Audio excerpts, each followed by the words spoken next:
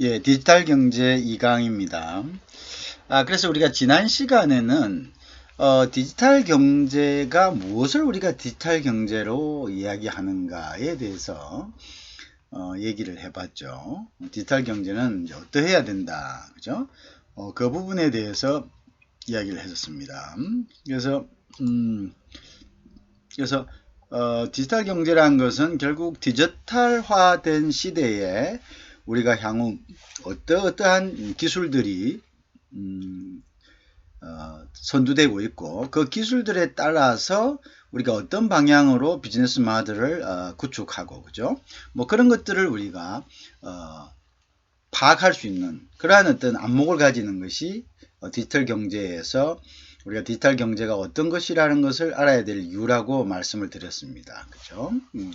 그래서 또 디지털 경제라는 것은 결국은 아날로그와 다르게, 그죠? 아날로그와 다르게 여러 가지가 서로 복합적으로 연계되어 있다. 연결성을 가진다. 그런 이야기도 말씀을 드렸습니다.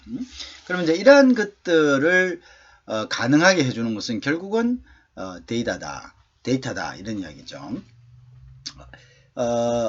디지털 경제 이전의 아날로그 시대에서는 자본과 노동과 토지가 하나의 큰 파워였죠. 그죠? 그것이 결국은 경쟁력의 원천이었죠. 근데 디지털 시대에서는 물론 자본이 많으면 많을수록 좋겠죠. 그렇지만 자본이 상대적으로 열악하더라도 데이터를 확보할 수 있는 기술을 가진다면은 그것은 자본에 능가하는 그런 경쟁력을 가질 수 있다라는 것들을 이야기를 했습니다.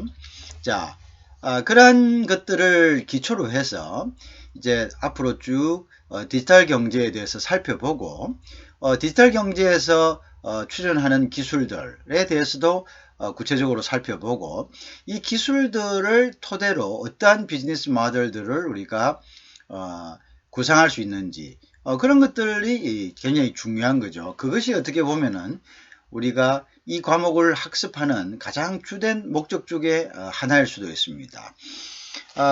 그렇기 때문에 결국은 이제 디지털 경제라는 것은 디지털화된 어떤 네트워크 속에서 이루어질 수 있는 경제를 이야기하는 거죠. 경제라는 것은 결국 여기에서는 우리가 비즈니스다 이렇게 이야기할 수도 있겠죠. 자, 그래서 이제 이러한 것들을 중심으로 해서 우리가 향후에도 디지털 경제에서 우리가 나아갈 바, 우리가 개척할 수 있는 분야 이러한 것들에 대해서 중점을 두고 우리가 서로가 생각을 해봐야 되겠습니다. 자, 그래서 이제 데이터라는 것이 굉장히 중요했다라는 것 앞서 전에 말씀을 드렸고요. 그래서 우리가 디지털이라는 이 말이 본격적으로 더 강조되고 있는 상황이 바로 4차 산업이라는 이러한 시대적 조류, 그러니까 시대적 어떤 컨셉하고 연결이 깊게 되어 있다는 거죠. 그죠? 그래서 우리 결국은 4차 산업, 그죠? 4차 산업은 결국 디지털 환경이고 이 디지털 환경은 결국은 연계되어 있는 connectability, connection, 그죠? 커넥션이 되어 있다. 그래서 이제 예를 들면 이제 그 말씀을 드렸죠. 우리가 그 대표적인 것들을 우리가 사물 인터넷을 예를 들면 사물 인터넷이 하나의 예가 되겠죠. 그죠? 그 말고도 많은 4차 산업에서 디지털화된 데이터를 이용한 이러한 그 비즈니스 모델이라든지 경제적 어떤 시스템들이 많습니다. 그렇지만 이제 대표적으로 우리가 그 사물 인터넷을 예를 듭니다. 그것은 우리가 여러 가지 복합적인 것을 사물 인터넷에서 4차 산업혁명과 디지털 시대를 대표할 수 있는 그런 컨셉들을 골고루 갖추고 있기 때문에 그 부분에 대해서 우리가 예를 드는 것 뿐입니다. 자, 그런데 이제 그런 부분들에 있어서 우리가 뭐 아날로그 신호는 단지 아날로그에서 끝나죠. 그죠? 그것을 다시 처리해서 비교하고 프로그램화해서 또 피드백하는 이런 것들을 우리가 소위 이야기하는 스마트라는 말로서 표현합니다. 우리가 스마트라는 말이라는 것은 우리가 스마트하다는 것은 보통 저 사람이 스마트하다 이렇게 이야기하죠. 사람을 두고 이야기하죠. 근데 우리가 디지털 환경에서의 스마트라는 것은 사람을 대신하는 컴퓨터를 두고 우리가 스마트한다 이렇게 이야기하는 거죠. 무엇만큼 as much as human being입니다. 그래서 인간만큼 기계가 스마트해졌다. 무엇 하는 데 있어서요? 뭔가를 갖다가 결정하는 데 있어서 스마트해졌다. 이런 이야기죠. 자, 기계는 지금까지 예를 들어서 뭐 1차, 2차, 3차를 쭉 오면서 3차 산업에서 우리가 컴퓨터를 많이 썼지만 이 컴퓨터는 인간의 인풋을 토대로 해서 모든 지식을 축적하는 거였죠. 그렇죠? 인간이 어떤 데이터를 입력해주면 그 입력된 한계 내에서 그 입력된 범위 내에서 뭐 스스로 뭔가를 만들 수도 있지만 결국 이것조차도 인간이 어떤 시퀀싱을 만들어줌으로써 어떤 처리 과정을 인간이 컨트롤함으로써 컴퓨터는 인간이 할 수 있는 이런 복잡한 부분들을 단지 리플레이스먼트 하는, 즉 대신해주는 그러한 역할의 어떤 차원에 머물러 있었죠. 자, 그런데 우리가 4차 산업이 오고 디지털 사회라고 이야기하면서 나타난 말이 스마트라는 용어를 쓰게 되었습니다. 그래서 우리 스마트라는 말은 그 말 그대로 인간의 지능을 대신할 만큼 똑똑하다 이런 거죠. 단지 인간이 부어 넣어주는 이러한 지식을 가지고 그것을 한 번 더 가공해서 인간이 할 수 있는 이러한 일들을 단지 리플레이스먼트 하는 그러한 차원이 아니고 스스로 알아서 결정하는, 그죠? 그런데 그 결정이 인간의 결정보다 훨씬 더 스마트한, 그죠? 스마트한 이런 결정을 한다 해서 그것을 우리가 스마트다. 그래서 스마트 팩토리, 스마트 팜, 스마트 시티 뭐 이런 여러 가지 말에 스마트라는 말을 쓰고 있죠, 그죠? 그 다음에 뭐 스마트 뭐 그리드 뭐 여러 가지죠. 자, 예를 들면 우리가 스마트 팜이나 스마트 팩토리 같은 거를 한번 예를 들 수가 있는 거죠. 우리가 스마트 팩토리 같은 거는, 자, 앞전에는 사람이 일일이 다 손으로 재료를 갖다 넣기까지 하고 또 생산품을 걷어와서 포장까지 하는 거죠. 그죠? 그것은 단지 이제 우리가 전기의 힘, 그죠? 2차 산업혁명이 바로 전기의 혁명이죠. 그죠? 그래서 전기의 힘을 빌렸다는 거죠. 1차가 이제 기계의 힘이라면 2차는 이제 전기의 힘이죠. 전기의 힘을 빌려서 단지 이제 전부 다 이제 그 뭡니까? 사람이 할 것을 전기가 대신해 주는 거죠. 전기의 힘으로 사람의 인력을, 인간의 맨파워를 리플레이스먼트 하는 그런 수준이었습니다. 그죠? 근데 그러나 그 당시에는 모든 생산량을 결정하는 것, 비록 컴퓨터나 이런 것들이 있었을지라도 생산량을 결정한다든지 뭐 여러 가지 생산 과정을 계획한다든지 뭐 이런 것들은 모두 다 인간이 인풋 시켜 놓은 그러한 것들을 기본으로 할 수밖에가 없었죠. 그죠? 인간이 해준 그러한 것들을 기본으로 할 수밖에 없었습니다. 그죠? 그럼 할 밖에 없었죠. 그래서 그렇기 때문에 이제 이거는 진정한 의미의 우리가 말하는 스마트, 그죠? 스마트는 아니었죠. 그죠? 자, 이런 진정한 의미의 스마트는 아니었습니다. 그죠? 그럼 이 진정한 의미의 스마트는 뭐냐? 자, 공정 과정을 컴퓨터가 요것을 다 컨트롤하는 거죠. 맞죠? 컴퓨터가 컨트롤하는 거. 그것을 갖다가 우리가 스마트 팩토리라고 합니다. 결국은 예를 들어서 이런 것들이 있겠죠. 어떤 수요와 공급 간의 모든 것들을 갖다가 연결이 되어 있는 거죠. 소위 이야기하는 이제 우리가 가게에서 포스 기능이 있겠죠. 가게에서 포스로 가지고 고객이 물건을 살 때 스캐닝을 하겠죠. 그죠? 그럼 이 포스의 어떤 정보가 결국은 어디로 옵니까? 결국 이건 쉐어링하는 어떤 공동의 스테이션으로 오겠죠. 공동의 어떤 저장고, 즉 데이터베이스로 오겠죠. 그죠? 데이터베이스로 와가지고 이 데이터베이스에서 모든 것들이 데이터베이스에서 각색이 되는 겁니다. 가공이 되는 여기 지금 여기 좀 가게에서 여기는 이제 샵이게 되겠죠. 샵에서 지금 보니까 어떤 물건이 어떻게 해서 뭐 10개가 팔렸다. 근데 그 예년에 팔린 거하고 비교해 보니까 요게 조금 더 많이 팔렸다. 그러면 예년에는 이렇게 팔렸을 때, 요 시점에 이렇게 팔렸을 때 포캐스팅을 해보니까 한 10일 이후에는 한 15개 정도가 팔렸는데 지금 보니까 예년보다 조금 더 많이 팔렸기 때문에 요런 상황, 요런 경향이라면 한 20개 정도가 팔리겠다 이렇게 생각하는 거죠. 그러면 요건 하나의 어떤 데이터베이스에서 딱 이렇게 정보가 가공이 되고 통계치 됩니다. 그럼 이 데이터베이스에 누가 연결이 되어 있느냐? 이 데이터베이스에서는 여기가 팩토리도 연결이 되어 있고요. 그 다음에 여기에 소위 이야기하는 스프라이어, 그죠? 공급자도 연결이 되어 있습니다. 스프라이어, 재료를 갖다가 공급하는 사람 또 연결이 되어 있겠죠. 자, 그 다음에 또 누가입니까? 또 여기에는 보면 이제 디자이너도 연결이 돼 있고, 뭐 여러, 그죠? 여기, 여러 관계가 연결이 돼 있죠. 자, 디자이너도 연결이 돼 있겠고, 그죠? 뭐 여러, 이제, 그 다음에 여기 보면 이제 또, 매니지먼트도 연결이 돼 있겠죠. 그 다음, 뭐 여러 가지 연결이 돼 있죠.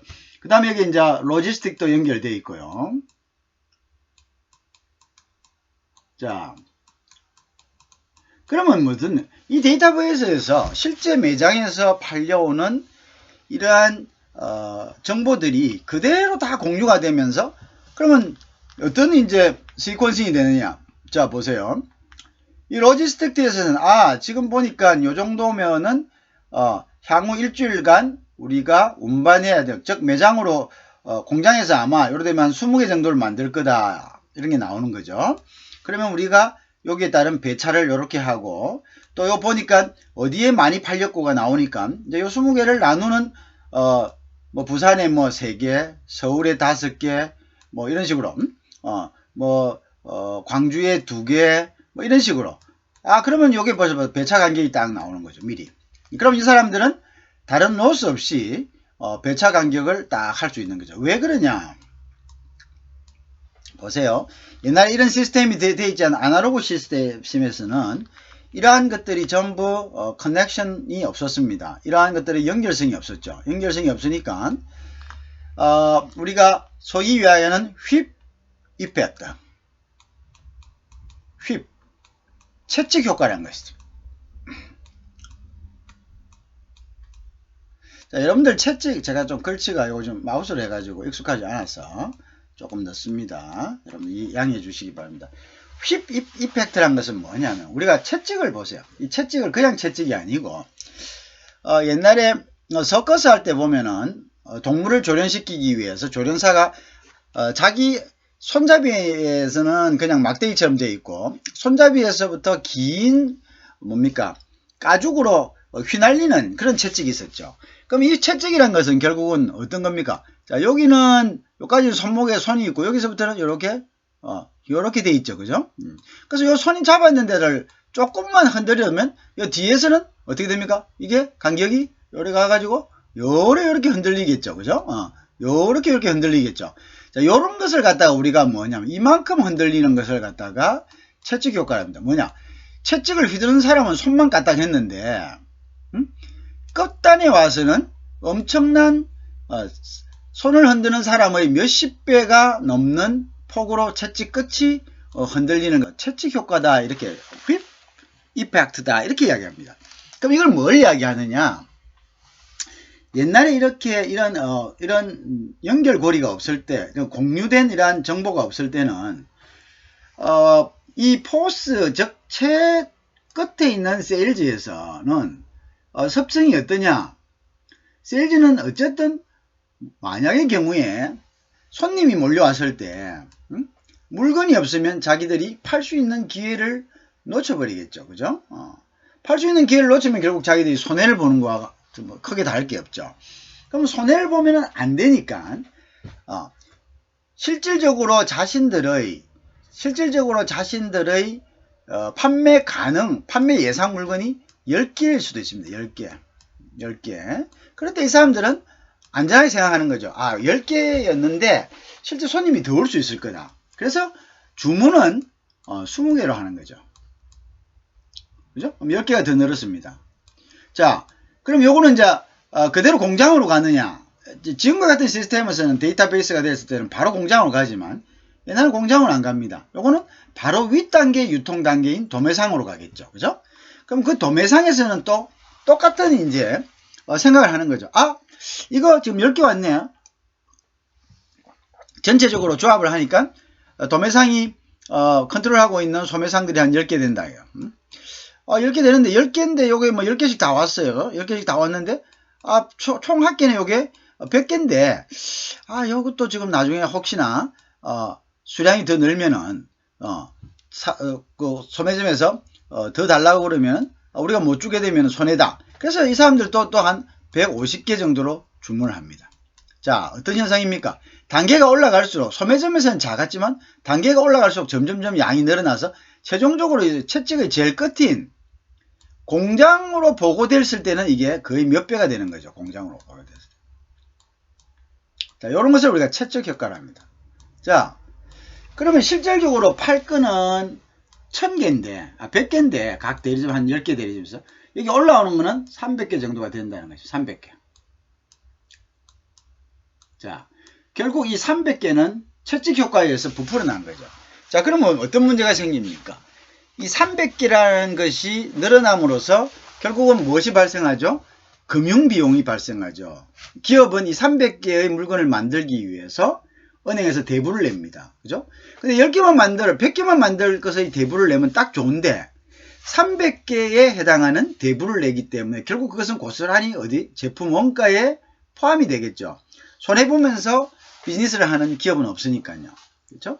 제품 원가에 포함이 되면 결국 어떻게 되죠? 물건값이 증가되고 경쟁력을 잃게 된다는 거죠. 그럼 경쟁력을 읽어보니까 뭡니까? 시간이 가면 갈수록 점점점 기업의 어떤 처산성이 악화가 되겠죠. 안 사니까요. 그죠?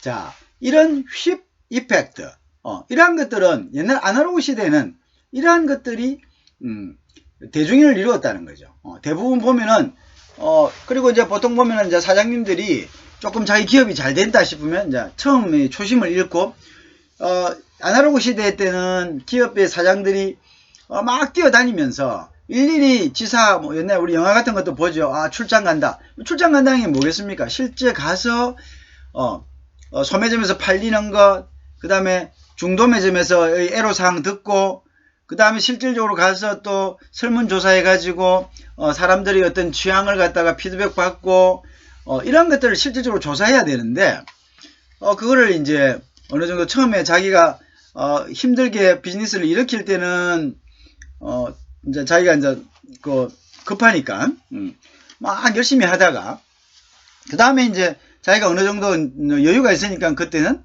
뭐 그냥 아래 사람들에게 맡겨두고 관리를 안 하죠. 그러니까 이런 이제 휩 이펙트가 이렇게 일어나니까 그걸 모르고 있는데 이제 결국은 뭡니까? 이게 허수잖아요. 허수. 그러면 이제 다음 연도에는 저희들이 매출이 한 500% 신장할 것 같습니다. 이렇게 이야기하죠. 왜 그러냐? 지금 보고 올라온 거 이걸 토대로 봤을 때는 그렇다는 거죠. 그것도 뭐 틀린 말은 아니니까. 그죠? 보고가 그렇게 되고 있으니까. 근데 실제 이 보고가 채찍 효과에 의해서 보고되는 경우가 많을 가능성이 높죠. 자, 그럼 이런 채찍 효과가 일어나면 결국은 뭡니까? 그러면 이제 채찍 효과가 없는 기업은, 부지런한 기업이 예를 들어서 기업은 100개만 딱 생산할 걸 알고 100개만큼만 원자재를 갖다 오니까 100개만큼의 금융비용이 되니까 결국은 단위당 뭡니까? 그런 비용은 줄어들겠죠. 그 금융비용이 낮아지겠죠. 그죠? 낮아지니까 결국은 이제 어떻게 되는 거죠? 경쟁력을 가지게 되는 거죠. 자, 그런데 지금 이제 디지털화된 시대에는 이러한 부분들이 많이 해소가 됐다는 거죠. 물론 이것을 이제 어떻게 운용하느냐에 따라서 상당히 이제 문제가 상당히 있죠. 그죠? 그거 되죠. 그래서 그런 것들은 있습니다만은 어쨌든 간에 그런 부분들에 대한 불확실성이 줄어드는 거죠. 자, 예를 들면 이제 데이터베이스에서 왔다. 그러면 팩토리에서 지금 보니까 이렇게 포스 끌린 거 보니까 공장에서 향후 한 달간 한 100개만 더 만들면 되겠다. 이렇게 하는 거죠. 자, 그러면 이 팩토리에서 원자재 공장에도 100개를 주문합니다. 물론 원자재 공장에도 이러한 정보를 공유하고 있겠죠. 그죠? 공유하고 있을 수도 있겠죠. 그죠? 아니면, 그럼 100개만 중요하면, 100개를 갖다가, 그 다음에 이 100개를 어떻게 생산할 것이라는 것이 생산 플랜을 자동적으로, 이 사람들은, 컴퓨터에서 결정합니다. 그러면 이것도 마찬가지입니다. 이 100개를 오는 것도, 100개도 한 번에 갖다가 해놓으면 이것도 금융비용이니까 서플라이한테 며칠 날 10개 갖다 주고, 며칠 날 10개 갖다 주고, 이런 식으로 플랜을 갖다가 통보해 줍니다. 자, 이렇게 전부 다, 아래에 있는 내부의 어떤, 빅데이터, 이 빅데이터는 우리가 소위 이야기하는 여러분들이 구글에서 검색을 하고, 이렇게 했을 때 모두 입력되는 이 데이터들을 우리가 다른 말로 빅데이터라고 이야기합니다. 분량이 큰 데이터, 대용량 데이터라는 것이죠. 그죠? 그래서 이러한 빅데이터들을 가지고, 그죠? 이러한 빅데이터를 가지고 그것을 근거로 해가지고 컴퓨터가 다 결정을 내리게 되는 거죠. 컴퓨터 자신의 결정이라기보다는 많은 정보량을 토대로 한 최적의 결정을 내리는 거죠. 그죠? 그래서 그렇기 때문에 로스가 없는 거고 생산량도 매일 단위, 시간 단위로 결정해가지고 로스를 없애는 것, 불필요한 재고를 없애는 것. 그러니까 just in time이라는 게 바로 그런 겁니다. just in time. just in time이라는 것. just in time이라는 것이 실제 필요한 만큼 just in time.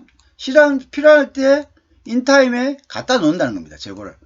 그죠? 딱 갖다 놓으면 그 갖다 놓은 이제 옛날에는 재고를 갖다가 창고에다 다 쌓아놓고 있었지만 just in time에서는 필요한 만큼의 재고를 갖다가 서플라이어가 갖다가 준다는 거죠. 그죠? 즉 생산 시점에 필요한 재고만큼 그것을 준비해 놓는 것을 우리가 just in time이다 이렇게 이야기합니다. 그러면 어떤 것이 절약되나요? 그것은 재고 비용이 절약되고, 그죠? 그 다음에 여기뿐만 아니라 여기에 팩토리의 어떤 스마트한 프로덕션 플랜에 의해 갖고 서플라이어도 거기에 따라서 재고 비용 없이 자기네들도 포캐스팅이 되는 거죠. 요 A 팩토리는 몇 개, B 팩토리는 몇 개. 그 자기들도 뭡니까? 플랜을, 그죠? 딱 짤 수 있죠. 재고 플랜을 짤 수 있죠. 그죠? 생산 플랜을 또 짤 수 있겠고, 그죠? 이런 식으로, 이제 이루어지는, 그러한 시스템들을 우리가 스마트 시스템이라고 한다, 이거죠. 그죠? 그런 것들을 우리가 스마트 시스템이라고 한다. 자, 그리고 이제 스마트 팜 같은 경우를 우리가 스마트 팜은 왜 스마트 팜이라고 합니까, 여러분들? 왜 스마트란 말을 지금 제가 스마트 팩토리하고 스마트 팜을 예로 드는 이유가 이 스마트란 말이 왜 4차 산업과 디지털 시대의 키워드가 되는가라는 것에 대해서 여러분들과의 이해를 공감하기 위해서 지금 얘기를 하는 겁니다. 그래서 우리가 스마트 팜도 마찬가지입니다. 아까 스마트 팩토리가 스스로 알아서 생산량을 조절하고 그 다음에 주문을 넣고, 그죠? 그 다음에 디자이너들과 같이, 공유함으로써 정보를 소매점에서 파는, 아까 그 소매점에서 이제 포스를, 이렇게 긁음으로써, 그죠? 하는 그 정보를, 그죠? 그거 함으로써, 그러면 이제, 정보를 공유함으로써, 모든 것들을 인간이 내려야 될 그런 의사결정들을 알아서 해서 최적의 어떤 생산, 그죠? 최적의 생산 조건을 만들고 경비를 절약하면서 마케팅까지 할 수 있는, 그죠? 이제 그런 시스템들을 제공하고 있죠. 근데 우리가 이제 최근 들어서 이제 스마트 팜은 뭐죠? 팜은 이제 결국은 이게 이제 농장이죠, 그죠? 농장인데 스마트 팜에서는 어떤 식으로 하냐면 곡식들이 이제 이렇게 작물들이 꽉 있을 거 아닙니까, 그죠? 이 작물들에 대해서 이제 비료라든지, 그죠? 비료, 그 다음에 또 한마디로 뭐 일광, 채광, 일광, 그죠? 일조량을 갖다가 조절하고, 그 다음에 수분을 조절하고, 그죠? 이런 것들을, 이 농장에 있는 기계 컴퓨터들이 이것들이 다 알아서 한다는 거죠. 이런 것들을 갖다가 다 조절한다는 거죠. 조절한다는 거죠. 자, 어떻게? 그러면 이제 이것도 결국은 이 조절의 어떤 하나의 근거가 되는 것이 바로 구글의 빅데이터 같은 겁니다. 빅데이터. 왜? 그래서 여러 이 비슷한 농업의 업종에 종사하는 사람들의 어떤 키워드, 대화 이런 것들을 전부 다 이제 수집이 되는 거죠. 수집이 그죠? 수집이 돼서 요 수집된 것을 우리가 뭘 하죠? 이걸 갖다가 우리가 빅데이터라고 하죠. 그죠? 됩니다. 자, 가능하잖아요. 그죠? 그래서 수집돼서 일부 수집된 예를 들어서 세계의 큰 아주 그 메이저급들이 사용하는 친환경 농법이라든지 그 다음에 사료 비료라든지 그런 거 있잖아요. 그죠? 그 다음에 뭐 그래서 뭐 농약도 뭐 들어겠죠. 뭐 농약이라든지 뭐 이런 것들 그런 것들을 전부 다 이제 그럼 어떻게 하냐면 이 사람들이 예를 들어서 주문할 때 쓰는 이러한 품명들 이런 것들은 전부 실시간으로 어디로 들어가죠? 구글에 있는 구글 빅데이터로 들어가는 거죠. 그죠? 구글에 있는 빅데이터로 왜? 구글이 세계의 모든 것들을 다 연결해 놨기 때문에 그런 거죠. 그죠? 장단점이 있습니다. 그렇지만 구글의 빅데이터가 전부 이런 것들 우리도 뭐 하면 어떡합니까? 데이터 뭐 개인정보에서 전부 다 어떻게 해야죠? 동의하고 그러잖아요. 그죠? 그게 이제 결국 다 이런 빅데이터에 들어가는 거죠. 그죠? 빅데이터에 가서 그 빅데이터가 요럴 때는 일조량을 어느 정도 그러면 이제 자기가 스스로 온실의 지붕에 있는 캐너피를 오픈합니다. 그죠? 문을 쫙 온실을 봐서 센서에서 비가 온다. 그럼 다시 그걸 딱 닫고 그죠? 그 다음에 온도가 지금 요 농사를 짓기 위해서는 최적의 어떤 빅데이터에 의해서 이루어진 정보에 의하면은 최적의 온도는 뭐 18도다. 그러면 그 온실 온도를 18도를 하기 위해서 보일러가 돌아가든가 아니면은 환풍 같은 도구가 돌아간다든가 뭐 이렇게 해서 그거 하는 겁니다. 그 다음 때가 되면 물이 살수가 되고요. 그죠? 이것이 결국 인간이 해야 될 것들, 인간이 이렇게 기록해 놓고 해야 될 것들을 결국 기계가 스스로 알아서 다 해주는 거죠. 그죠? 그 다음에 우리가 유기농 같은 것이 있는데 유기농이란 것이 100% 농약을 치지 않는 것은 아닙니다. 자, 그렇지만 우리가 스마트팜에서는 이러한 그럼들, 그죠? 그러니까 퍼틸라이저들 이러한 그럼들을 갖다가 적절히 배합을 함으로써 그것이 마치 농약을 친 것과 같은 가장 적절한 방법으로 식물들에게 제공이 되는 거죠. 그죠? 제공이 되면은 결국 이제 그런 것들이 이제 유기농으로서 또 가는 어떤 인정을 받는 거고요. 그죠? 그래서 인간이 실질적으로 유기농 인정을 받기 위해서 엄청난 노력과 시간이 필요한데 이런 스마트 팩토리들은 그것의 유기농 인정을 통과하기 위한 예를 든다면 인정을 통과하기 위한 가장 적절한 방법으로 식물들을 키우는 데이터를 갖고 있고 그걸 키우기 위해서 식물들에게 수분과 일조량과 이런 여러 가지가 그 다음에 비료와 그 다음 농약과 이런 것들을 제공을 한다는 거죠.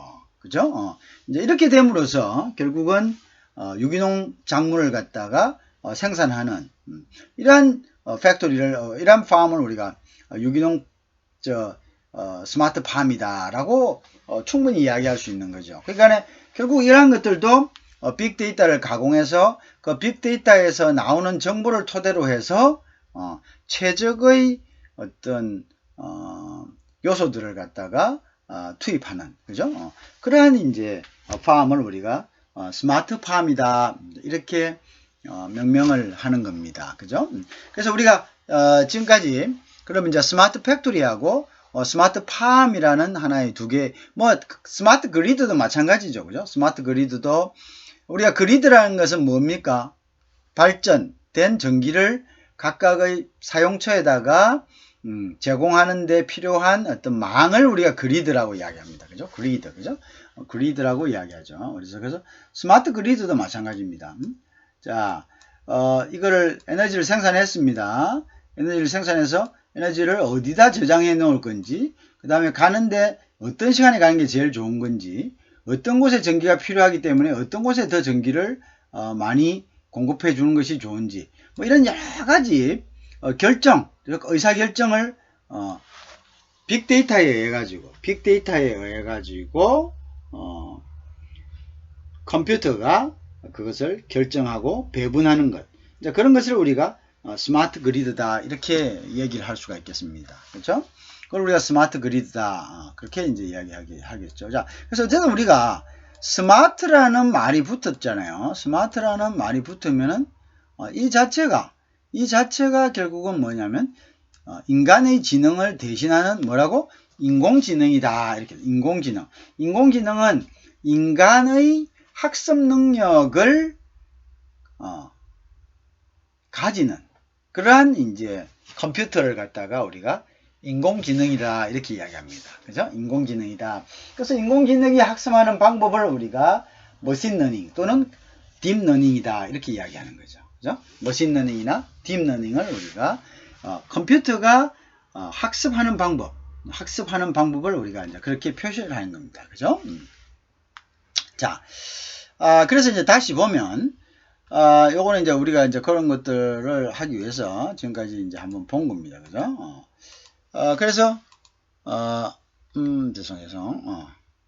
자, 그래서 이제 좀 지워버릴게요. 정신 사나우니까. 그래서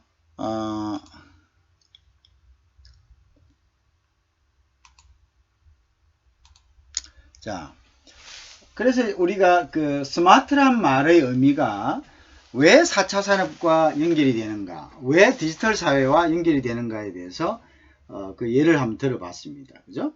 결국은 스마트는 디지털의 정보를 가지고 많은 것들을 인간을 대신할 수 있는 또는 인간을 능가할 수 있는 그러한 결정을 하는 시스템을 우리가 스마트 시스템이다 이렇게 이야기하죠. 그죠? 그래서 보통 4차 산업과 디지털 사회에서는 사용되고 있는 그러한 기계들, 기계들은 이 기계라는 것은 조금 협의 개념이지만 이 기계는 조건이 뭐냐면 네트워크에 의해서 작동되는 기계를 이야기합니다. 그럼 그 기계의 각각에는 모두 인공지능과 같은 컴퓨터가 부착되어 있다고 보면 되시겠죠, 그죠? 그래서 이러한 이제 기계들, 그죠? 이러한 기계들의 시스템을 우리가 스마트다라는 용어를 사용한다. 그것이 바로 이제 4차 산업에서는 그러한 스마트의 중요성이 강조되고 있는 거죠. 이해하시겠죠? 그래서 우리는 그것을 스마트다 이렇게 이야기합니다. 자, 그럼 이제 보면, 그래서 이제 보면 4차 산업혁명 시대에는 데이터 또는 정보가 자산인 시대를 이야기한다. 그쵸? 자, 기업의 데이터를 통합적으로 관리하는 조직이 필요하다. 그죠? 그 데이터가 이제 그만큼 자산을 대신하는 것이 우리가 4차 산업 시대라고 이렇게 보면 되겠죠. 그죠? 그래서 데이터 관리를 이제 위해서는요. 정보 자산이 조직적이고 체계화돼야 되고요. 그죠? 정보 자산의 통제와 관리가 돼야 되겠고 그 자산을 또 잘 분석이 돼야 되겠죠. 그죠? 그 다음에 이 분석된 자산이 어디에 활용되는지에 대한 이제 전략을 세워야 되겠고요. 그래서 이제 데이터 관리의 어떤 구성 분야를 이렇게 세분화할 필요가 있겠죠. 이러한 것들이 정보 데이터 관리 구성 분야를 형성합니다. 그리고 CEO 정보 흡수 능력이 제일 중요합니다. CEO가 뭐 무슨 말 하는지도 모르고 뭐 이렇게 해버리면 아무리 그 데이터를 축적을 한다 하더라도 그건 무용지물입니다. 그죠? 무용지물이 된다. 그래서 우리가 데이터 같은 경우에는 어디든 그 CEO의 역할이 중요합니다. CEO가 제대로 인지를 해야지. 우리도 마찬가지 아닙니까? 집에서 자녀들이 세상 돌아가는 것을 더 빨리 알 수가 있겠죠. 그죠? 어떤 조직의 직원들이 더 빨리 알듯이 예를 들어서 뭐 조직의 부장이나 이사들이 이렇게 이제 돌아가는 걸 보고 이런 쪽으로 대처해야 된다고 하는데 사장이라는 사람이 뭐 멍하니 먼 산만 바라보고 있고 그 다음에 뭐 호랑이 담배 피울 시절의 이야기만 하고 그 생각에서 벗어나지 못하면은 아무 필요가 없는 거죠. 그래서 CEO의 정보 흡수 능력이 중요하다. CEO가 제대로 된 CEO가 그 시대의 조류와 트렌드를 읽을 수 있는 CEO가 결국 그 조직을 이끌어 나가는 거니까요.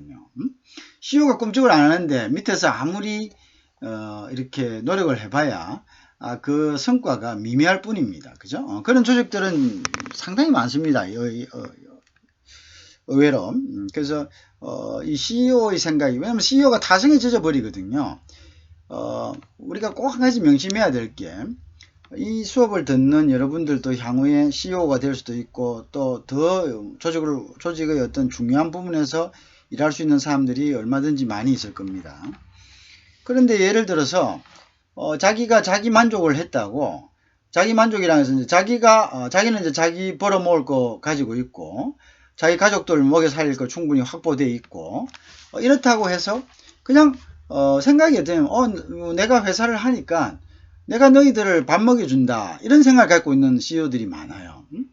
내가 회사가 있기 때문에, 내가 너희들을 하이어링 했기 때문에 너희들이 생계를 유지하는 거 아니냐, 나는 요대로가 좋아 라고 그냥 거기에서 안분지족 해버리고 전혀 그냥 본인은 그 회사가 망해도 상관이 없다는 거죠. 뭐 회사가 망할까 안 망할까 이런 데 답답함이 없는 거죠. 자, 근데 우리가 그거를 그렇게 생각하면 안 됩니다. 개인 회사도 마찬가지지만 주식회사의 경우는 특히 공공적인 개념이 크죠. 주식회사는 주식을 소유하고 또 그 주식이 소유되었을 때는 이제 더 이상 이제 그것은 이제 개인의 것이 아닌 거죠. 그죠? 자기의 투자 금액만큼 책임을 지고 투자 금액만큼 어떻게 한다는 거죠?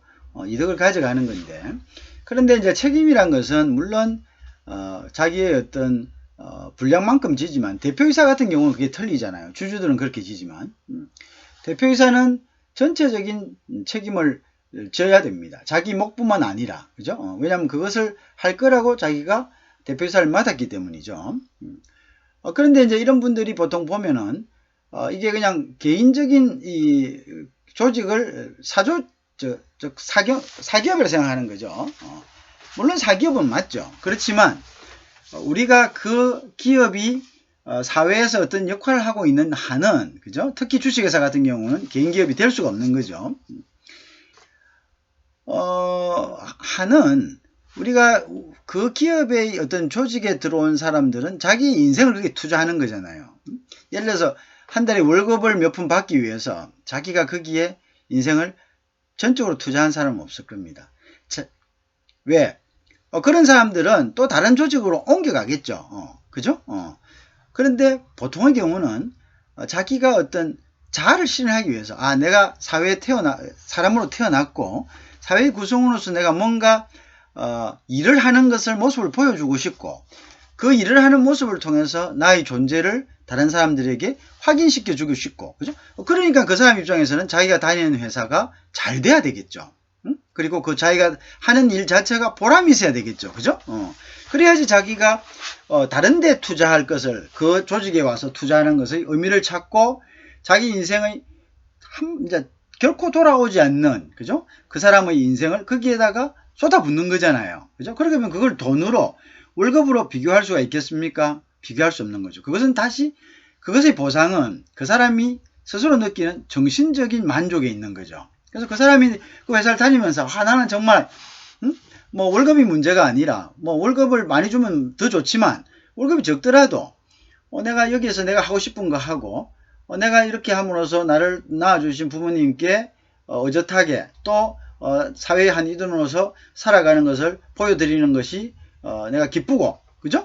그리고 내가 이제 하고 싶은 일을 하고 또 내가 여기에서 어떤 목표를 세워두고 내가 어떤 성취하는 그런 만족이 있고, 이런 것들을 가졌을 때, 그리고 이런 것들을 가졌을 때 비로소 그 사람은 그 조직에 들어와서 자기를 갖다가 시간당, 그죠? 얼마의 그 페이를 받고 자기의 인생을 속된 말로 파는 거죠. 그죠? 파는 것을, 자기 인생을 투자하는 것을 보람있게 여기죠. 그러면 오너 입장에서도 그런 자기 조직의 구성원 한 사람이 나 때문에 생계를 단지 밥을 갖다가 끼니를 입에 넣기 위해서 여기 온다라고 그런 생각을 가지면은 뭐 회사가 어떻게 가든 망하든 뭐 그 사람은 신경을 안 쓰겠죠. 그죠?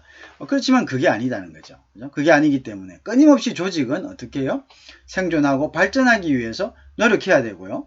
그 다음에 CEO는 그러한 노력을 위해서 4차 산업시대와 디지털 시대에는 정보를 흡수할 수 있는 능력이 있어야 됩니다. 자기가 정보를 흡수할 수 있는 능력이 없으면 그걸 전문 경영인이나 아니면 조직 내에서 그러한 능력이 있는 사람에게 그 일을 전적으로 맡겨야죠. 그런데 보통 결정권을 가지고 정보 능력도 흡수 안 하고 뭐 그냥 세워라 내오라 하고 자기 하고 싶은 일이나 하고 뭐 예를 들어서 골프나 치러 다니고 뭐 이렇게 버리면 그 밑에 있는 사람들의 인생이 쪽나는 거죠. 쪽나는 거예요. 그죠? 그런 CEO는 여러분들은 향후에는 절대 되어서는 안 된다는 것을 제가 이 기회를 통해서 여러분과 제가 수업을 했다는 이 하나의 인연을 통해서 여러분들에게 미래에 무엇이 될지 모르는 아주 참 큰 어떤 잠재력을 가진 여러분에게 제가 잠깐이나마 이런 부탁의 이야기를 드리는 겁니다. 결코 그러한 CEO가 나중에는 되어서는 안 됩니다. 그것은 주위에 만약에 그런 CEO가 있더라도 그것을 깨우쳐 줘야 됩니다. 여러분들이 충분히 그것을 깨우쳐 줄 만큼 지식과 교육을 받았기 때문에 그러한 것들을 일깨워 줘야 되는 거죠. 그죠? 그래서 뭐 보통 젊은이들 중에도 보면 그 회사는 사장님 건데 사장님 마음대로 하면 되는 거지요. 뭐 이렇게 이야기하는 학생들이 있는데 젊은이다운 생각은 결코 아닙니다. 아시겠죠? 우리가 어떤 조직이란 거는 자 이번에 보세요. 삼성이라는 그러한 조직도 보세요. 삼성의 이재용이라는 오너십이 뭐 거기에 대한 대가를 치르고 있잖아요. 그거 옛날 같으면 생각도 못했죠. 옛날에는 개념 자체가 지금 이야기했듯이 뭐 기업은 그 사람이 세우면 그 사람 거다. 맞죠. 그 사람 거가 맞죠. 그렇지만 그 기업을 유지하기 위해서 많은 사람들의 도움을 받았고 그 사람들이 투자를 했습니다. 그걸 믿고. 그러면 초기에는 자기가 그 기업을 세웠을지 몰라도 나중에는 이제 그것을 기업은 사회적인 것이죠. 그죠? 사회에 많은 사람들이 거기에 주식을 투자했습니다. 그죠? 그러면은 그것은 이미 많은 사람들이 기대를 갖고 있는 기업이기 때문에 그것을 함부로 자기 자신의 결정에 의해 가지고 그 사람들의 기대라든지 그다음에 그 기업의 운명을 함부로 결정할 수는 없는 겁니다. 그죠? 근데 이제 그걸 너무 정부가 또 이렇게 간섭하는 이런 부분들이 또 있어서 보면은 너무 좀 지나친 면이 있죠. 그래서 이제 그런 것들은 또 어느 정도 우리가 또 경계를 해야 될 그런 부분들이죠. 자, 그렇지만 기업이 전적으로 개인의 것이다. 이런 관념은 그것은 맞지 않습니다. 그렇게 됐으면 CEO가 정보 흡수 능력이 있건 없건 간에 우리는 CEO를 비판할 수가 없는 겁니다. 그죠? 그러면 그 개인 자기 건데 뭐 자기 집에 자기 일 결정하는데 그렇게 이제 돼버리는 거죠. 논리 자체가. 그건 아니다 이거죠. 자기 것은 아니다. 자, 그 다음 한번 보겠습니다. 자, 그래서 우리는 이제 앞으로는 기업의 CEO도 빅데이터를 기반으로 하는 의사결정을 내리게 된다. 그죠? 그러면 의사결정을 내릴 때는 옛날에는 이사님 한번 이야기해보세요. 전무님 이야기해보세요. 부장 이야기해봐. 뭐 이런 식으로 해가지고 시합했지만 이제 그런 거는 요즘에는 그렇게 무슨 이야기든 간에 뭐 그 이야기를 백업할 수 있는 그러한 데이터가 없이는 어떤 이야기도 통하지 않습니다. 모든 것은 데이터로 이야기합니다. 그죠? 데이터로 이야기하고 그 다음에 데이터를 갖다가 데이터 프로세싱이라는 것이 그래서 중요한 겁니다. 데이터 프로세싱이라는 것은 데이터가 빅데이터로 의해서 확보된 이러한 관련 데이터를 어떻게 합니까? 프로세스해서 그것이 경영이 원하는 경영의 목적에 맞게 그것을 다시 가공하는 거예요. 가공해서 그것을 제공하고 의사결정에 어떻게 영향을 미칠 수 있게 만드는 거예요. 그죠? 토대를 만드는 거. 그런 것들이죠. 그래서 우리가 데이터를 기반으로 하는 의사결정이 중요한 거죠. 그죠? 그러한 의사결정이 기본이 되어야지 현대사회, 즉 디지털 사회에서는 어떤 미싱할 수 있는, 실수할 수 있는 이러한 어떤 것을 줄일 수 있다. 그죠? 그런 이제 취지로 이제 되는 거죠. 그래서 데이터의 품질이라는 것은 데이터도 뭐 그냥 로 데이터, 그냥 막 왔는데 뭐 이 사람은 빨간색을 좋아한다, 빨간 옷을 좋아한다, 뭐 이것은 그냥 로 데이터입니다. 로, 말 그대로 그냥 서리건 있지 않은 자연 그대로의 데이터죠. 그죠? 그렇지만 이제 그걸 갖다가 우리 조직에 맞게, 우리 조직의 의사결정하는데 가공해서 그렇게 해서 이제 의사결정 시 그것의 어떤 토대가 되고 중요한 어떤 크리티컬한 어떤 베이스먼트가 될 수 있도록 하는 것이 결국은 이게 데이터의 품질이다 이렇게죠. 그래서 질적으로 우수한 인공지능 알고리즘, 그죠? 인지 시스템 관련 분야에서는 인공지능 역량이 빠르게 이제 인공지능이 이제 빠르게 되죠. 인공지능은 인간이 하는 학습 방법을 기계가 그대로 따라하는 이러한 기계를 갖다가 우리가 인공지능이라 한다. 자, 그 방법에서는 머신러닝이라는 것도 있고 또 딥러닝이라는 방식도 있습니다. 그죠? 어쨌든 간에 이전에는 인간이 인풋한 그 정보 내에서 기계가 뭔가를 움직이는 그 바운더리 자체가 리미테이션이 있었죠. 그죠? 근데 지금은 그렇지 않다. 지금은 이제 스스로 자각합니다. 인간의 기본적인 데이터는 인풋을 시켜줍니다. 근데 그 기본적인 데이터를 명제를 A는 B라는 명제를 인공지능에 인풋을 시켜주는데 나중에 인공지능은 이것을 머신러닝을 통해서 많은 정보를 수집해서 스스로 명제를 만들고 나중에 이제 이미지 같은 거, 그죠? 어떤 글자가 아닌 이미지 같은 거는 딥러닝에 의해 가지고 그것을 인지해서 그걸 가지고 스스로 어떤 사물을 인지하는 능력이죠. 예를 든다면 고양이 사진을 수십억 개를 갖다가 가지고 학습을 합니다. 그 나중에는 뭐냐면 고양이를 보고 판단을 한다는 거죠. 아, 저 고양이다. 옛날에는 그 고양이를 갖다가 이게 고양이다라고 인간이 넣어주는 것, 그죠? 넣어주는 거죠. 그죠? 넣어주는 것을 갖다가 했고 그것을 그 지식을 기초로 해서 판단을 내렸습니다. 이제 그거는 이제 초보적인 단계이죠. 그죠? 초보적인 단계이죠. 자, 그러면 이제 그 단계가 이렇게 발전될수록 이제 우리가 소위 이야기하는 뉴런 같은 우리가 인간이 어떤 뇌에서 인지를 하는 것은 우리가 어떤 센싱, 우리가 맛을 느끼거나 보거나 이런 것들 다 우리가 기계의 센스에 해당되죠. 이 센스가 결국 회로에 의해 가지고 CPU에 연결이 되잖아요. 근데 마이크로 프로세서 연결되는 것처럼 우리의 그 인간도 말이죠. 오감을 갖다가 바로 뉴런이라는 신경계를 통해서 뇌에 연결이 되어 있습니다. 그래서 그 뇌에서 그것을 이제 인지를 하게 되어 있는 거죠. 마찬가지로 이러한 똑같은 방식으로 해서 컴퓨터도 인간이 인식하는 방식을 그대로 적용해서 스스로 어떤 지식을 쌓게 되어 있는 거죠. 이걸 갖다가 우리가 머신러닝이라고 합니다. 또 좀 더 들어간 것을 우리가 딥러닝이라고 이렇게 이야기하죠. 그래서 이러한 머신러닝이나 딥러닝 역시 4차 산업에 있어서도 데이터 프로세싱, 데이터를 가공하는 데 있어서 기본적인 양질의 데이터를 갖다가 준비하는 하나의 어떤 시스템에 이제 속하게 되는 거죠. 그러니까 이러한 인간이 결국 그냥 아무런 단순한, 그죠? 어떤 미어한 그 데이터가 아니라, 로 데이터가 아니라, 이게 가공된 데이터다. 우리의 목적에 맞게. 그럼 가공된 데이터 어떻게 가공해야 될 것인가? 그것도 자체로 인공지능이 다 판단한다는 거죠. 이 사람은 지금 요 분야에, 예를 들어서 어떤 새로운 분야에 진출을 하고자 한다.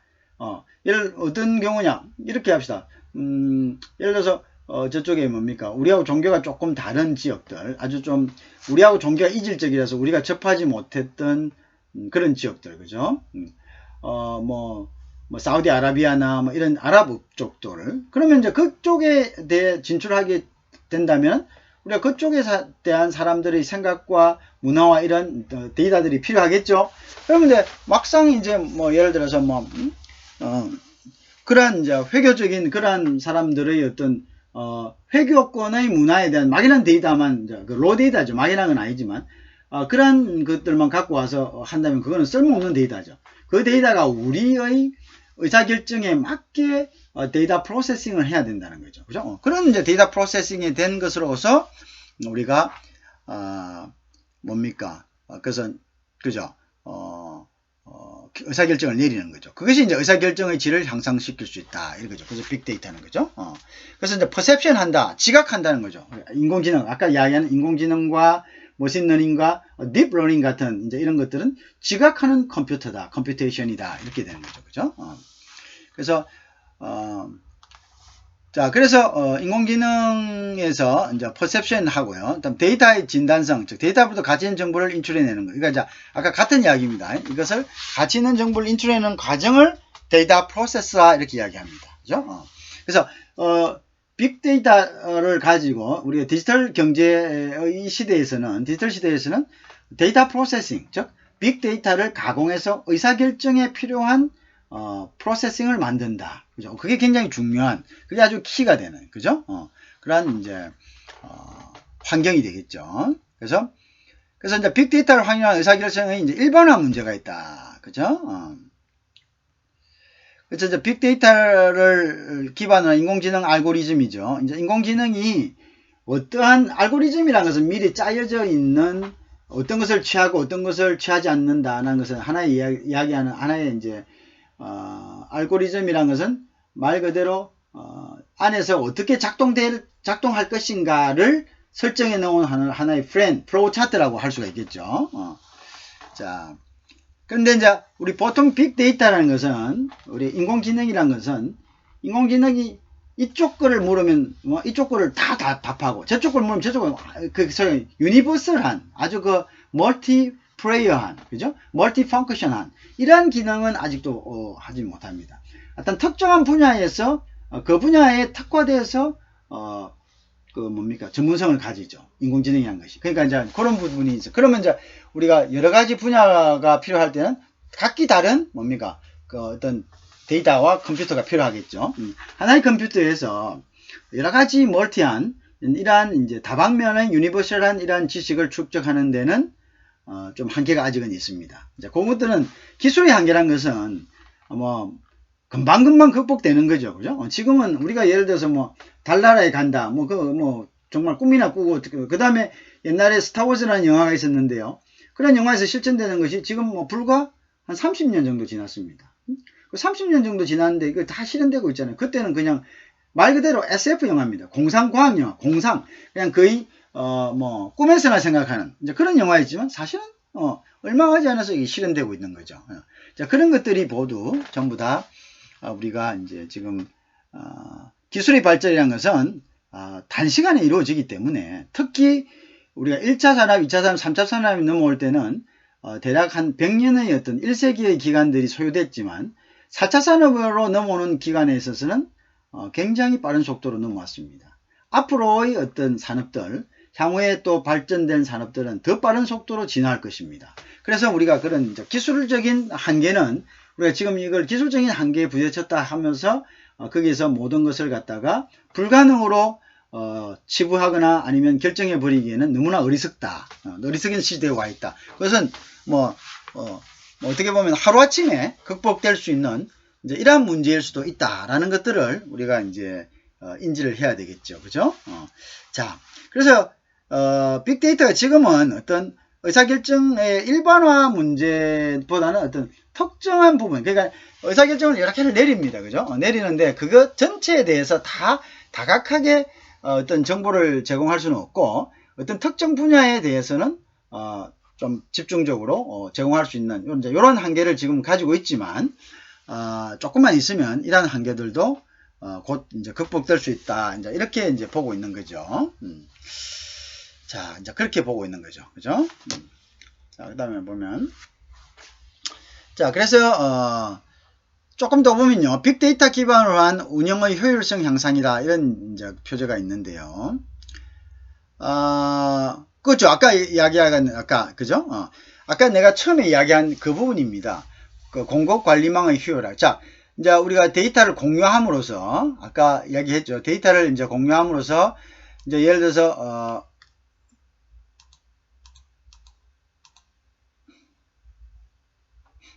자, 요건 다른 걸로 좀 바꿔볼게요. 자, 빅데이터를 공유함으로써, 그죠? 이 데이터를 이제 데이터 안에 이제 공유함으로써, 여기 포스에서 이제 포스란 것은, 거기서 오는 거죠. 이제 매장에서 오는 거죠. 아까 초에 얘기한 겁니다. 그죠? 자, 포스로 끌고요. 자, 포인트 오브 세일입니다. 딱 이제 우리 스캔 하잖아요. 바코드에다가 딱 스캔 하잖아요. 그죠? 아니면 QR코드에다가 딱 스캔하면은 그 정보, 그 상품의 정보가 그대로 이제 데이터베이스에 저장이 되면 여기에서 어떻게 된다 했죠? 아까 스마트 팩토리 개념에서 이야기했죠. 그죠? 여기서 결국은 이제 요거 이제 팩토리로도 오고요. 그럼 팩토리에서는 얼마만큼 생산을 해야 되겠다. 자, 그 다음에 이제 뭐 어떤 게 많이 나갔다 하는 거 알기가 여기 디자이너한테도 가겠죠. 디자이너가 그러면 요거 빨간색보다 파란색을 좀 더 많이 만들어야 되겠네. 그 다음에 이제 얼마만큼 나갔으는 거 아니까 그럼 요 일주일 새에 얼마만큼 더 공급을 해야 되는데 어디로 배차를 어디를 해야 되겠다 하는 로지스틱, 그죠? 로지스틱스도 물류 쪽도 가겠죠. 왜? 자, 예를 들어서 로지스틱 예를 들어 봅시다. 자, 이런 게 없을 때는 차 싣고 어떻게 합니까? 차 싣고 자, 큰 차 하나 실어 가지고 가득 실읍니다. 그래서 서울 갔다가 부산 갔다가 광주 돕니다. 근데 그 사이에 또 뭐가 합니까? 또 자그마한 물량이 자그마한 물량이 또 생겼어. 어디로? 그 바로 옆에로. 자, 그럼 이거 어떻게 합니까? 이거 어떻게 하노? 그럼 이거는 어떻게? 이거는 못 가는 거지. 그러니까 또 작은 차 하나 해가지고 더불어. 왜? 요 차로 갔으면 다 싣고 가면 되는데. 옆으로 잠시 갔다 가면 되는데. 그럼 요 차로 가가지고. 자, 이래 되면 낭비가 얼마예요? 그럼 이 로지스틱 비용이 증가하고. 이 로지스틱 비용 증가하면 다 저거 돈으로 떼옵니까? 아니죠. 이걸 결국은 원가로 전부 다 운임이 올라가겠죠. 그죠? 이렇게 되니까 결국 물건값이 올라가겠죠. 그죠? 그러니까 이런 것들을 서로 공유를 하니까 여기 보니까 여기 20 며칠을 여기 있고 옆에 있네. 그럼 이거 같이 싣고 가자. 아니면 여기 이렇게 많이 싣고 갈 필요 없다. 조그만 차로 보내라. 여기 또 가야 되니까. 이런 효율적으로. 그죠? 그래서 효율성이 있다는 거죠. 재고도 효율성이 있고 주문 업무도 효율성이 있다. 그죠? 그리고 이제 우리가 보통 이런 상태가 하나의 데이터에서 딱 공유이 되기 때문에 공장에서 딱 나오는 거다. 요거 지금 하려면 요거 얼마만 요거 이렇게 딱 연결되어 있는 거. 그다음에 여기 이제 서프라이어가 있겠죠. 서프라이어가 자기들이 이제 딱 나옵니다. 빨간색은 일주일 걸립니다. 그러면 공장에서 그러면 생산을 요거는 딜리버리를 일주일 한다. 그럼 요 일주일 짝짝짝 다 나오겠죠. 그러면 이제 고객이 딱 넣었을 때 요거는 배송 기간이 얼마 됩니다. 라고 나오는 거죠. 그러니까 이게 뭡니까? 재고도 마찬가지 아까 얘기했죠. 돈을 이게 결국 효율성이란 것은 재고 비용이 안 된다는 거죠. 재고 비용이란 것은 100개가 되는 예를 들어서 뭐 조금씩 나오는 것들을 갖다가 소량 다품종 생산하지 않으면 일단은 많이 뭐 어떻게 나갈지 모르니까 정보가 없으니까 많이 사가지고 그것을 재놓고 그죠? 뭐 원료를 빨주노초 파란보 다 삽니다. 100개씩 사가지고 넣어놓고 뭐 쓰는 건 쓰고 나중에 남은 거는 이거 많이 안 팔렸다 뭐 이러고 끝나는 거죠. 그죠? 그래 되면 그게 효율성이 있습니까? 효율성이 없죠. 이게 그대로 다 어디에 전가됩니까? 비즈니스에서 손해봤다는 말은 순 거짓말입니다. 그 어디로 갑니까? 그 손해보면 망하는데 자기가 망하려고 비즈니스 한 건 아니잖아요. 그러니까 거짓말이 될 수밖에 없죠. 그러니까 결국 이게 어디로 가는 거죠? 소비자에게 그대로 전가되는 겁니다. 소비자가 그대로 이 비용을 갖다가 떠안게 되는 거죠. 그죠? 떠안게 된다. 자, 그래 이거는 비효율적입니다. 이런 것들 우리가 뭐냐면 비효율성이다. 그래서 재고 관리에도 효율성이 있고, 그죠? 재고 관리의 효율성, 주문 업무도 효율성이 있고, 그 다음에 아까 처음에 이야기한 자 채찍 효과, 채찍 효과가 어떻게 된다고요? 없어진다는 거죠. 자, 이러한 이제 빅데이터로 인해서 우리가 뭐 어떻게 채찍 효과 자체도 없어져 버린다. 그죠? 채찍 협사하고 이것도 없어버린다.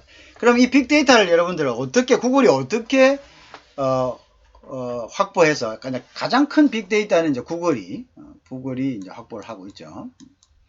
여러분들 예를 들어서 오늘 여러분들이 필요한 그래서 아마존에서 11번가에서 뭐 wherever 어디서든지 여러분들이 가서 한번 방문을 했습니다.